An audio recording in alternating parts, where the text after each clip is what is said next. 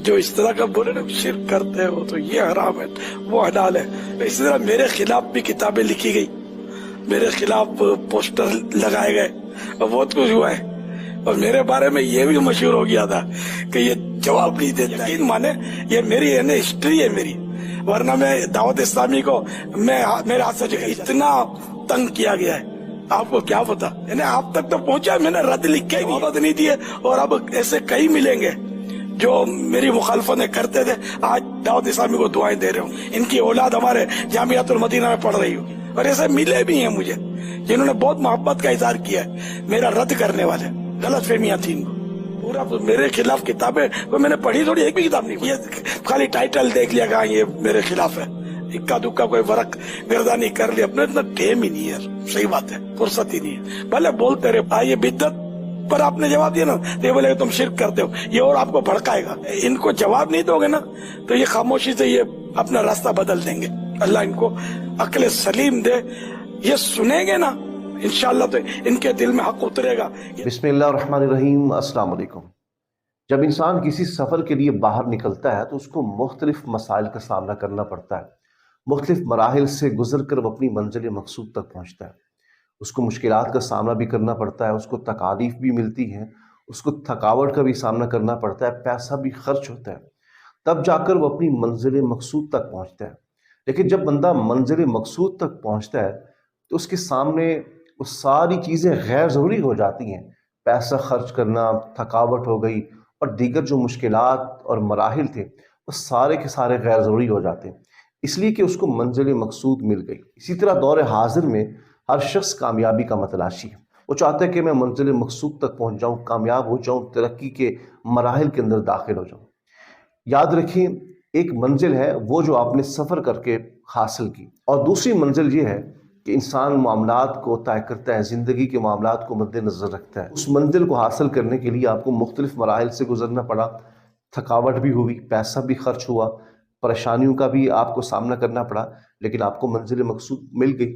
एक वो मंजिल है, एक ये मंजिल है कि जो इंसान ज़िंदगी के ज़िम्मेदारियों को लेकर चलता है, ज़िंदगी के मामलात को लेकर चलता है। हमें अब कैसे पता चलेगा कि हमने वो मंजिल तो हासिल कर ली जहाँ पर हमारा पैसा भी खर्च हुआ, हमें थकावट का भी सामना करना पड़ा, हमें परेशानी और मुख्तलिफ मसाइल और मराहिल से गुजर के जाना पड़ा, फिर हमें मंजिल मकसूद मिल गई।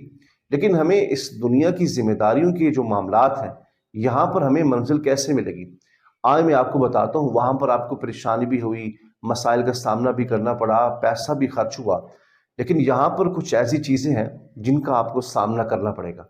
ये उस मंजिल मकसूद से भी ज़्यादा कीमती है, और यहाँ पर मराहिल भी बहुत चैलेंज के साथ आपके सामने खड़े हैं। यहाँ पे रास्ता भी कठिन है, वहाँ पे रास्ता भी आसान था। ये रास्ता जो इंसान जब गुजर के जाता है तो याद रखिए दुनिया में भी कामयाब हो जाता है, आखिरत के अंदर भी कामयाब हो जाता है।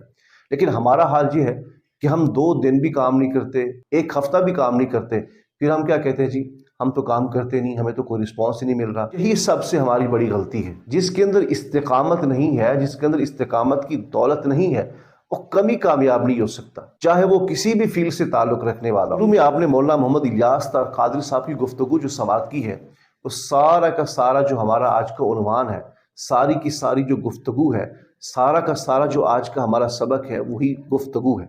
मौलाना मोहम्मद इलियास कादरी साहब ने फरमाया कि मेरे ऊपर फतवे भी लगे, मेरे खिलाफ पोस्टें भी लगाई गई, मेरे खिलाफ शिर्क के फतवे भी लगाए गए, मुझे बुरा कहा गया, लेकिन आज तक मैंने किसी को जवाब तक नहीं दिया। किसी के खिलाफ ना मैंने कलम उठाया, ना किसी के खिलाफ ज़बान उठाई, किसी को मैंने जवाब देना भी गवारा नहीं किया।